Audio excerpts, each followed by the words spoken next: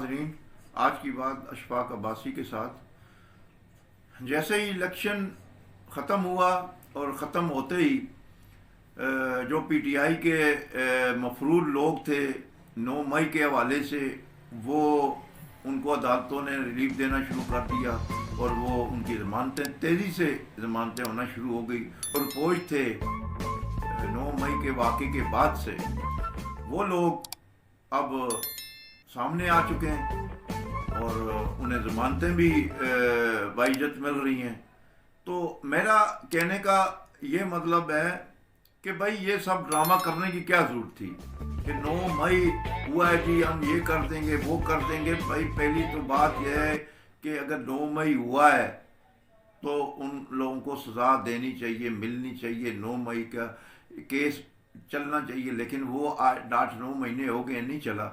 और वही लोग जो रिपोर्ट थे अरसे से, उन्होंने वो इलेक्शन के बाद आ गए। उसके बाद जो 9 मई के वाक़े का मैन मुलजिम जिसको गिना जाता है अली अमीन गड्ढापुर, वो KPK का वज़ीर आला नामज़द हो गया। उमर अयूब जो रिपोर्ट थे वो वज़ीर आज़म PTI की तरफ से नामज़द हो गया। मियाँ असलम इकबाल जो रिपोर्ट थे 9 मई के वाक़े के बाद, वो भी सामने आ गए और वो वज़ीर आला की उम्मीदवार बन के बैठ गए, उन्हें बना दिया गया है। तो कहने का मतलब है इस मुल्क में ये ड्रामेबाजियाँ ये कब तक होती रहेंगी?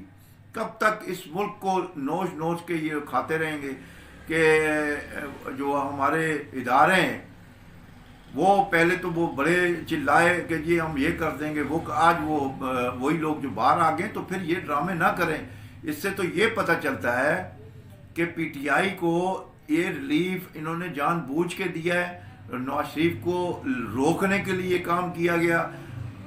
इलेक्शन से कोई हफ्ता पहले 2-3 फैसले लगातार किए हैं ताकि इमरान खान के हमदर्दी को वोट पड़ें और इमरान खान को हमदर्दी हासिल हुई उन केसों की वजह से।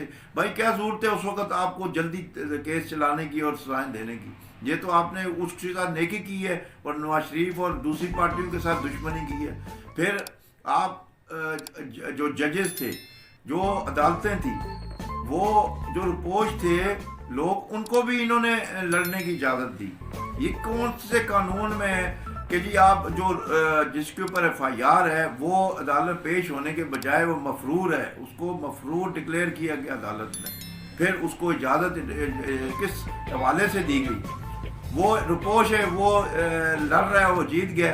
तो ये एक मुझे ऐसा लग रहा है ये ड्रामा करके क्रिएट किया गया ताकि ना मुस्लिम लीग नून जो है वो इतने सीटें ले सके, ना इमरान खान ले सके, ना पीपल्स पार्टी, और ये ऐसी पार्लियामेंट बने जो एक दूसरे का मुंह ही देखते रहें। और वाकई वही बात हो रही है, कौन बना रहा, जो भी बनाएगा वो कमज़ोर हुकूमत होगी और इसका फ़ायदा किसको होगा, बेनिफिशरी कौन है वो आपको पता है।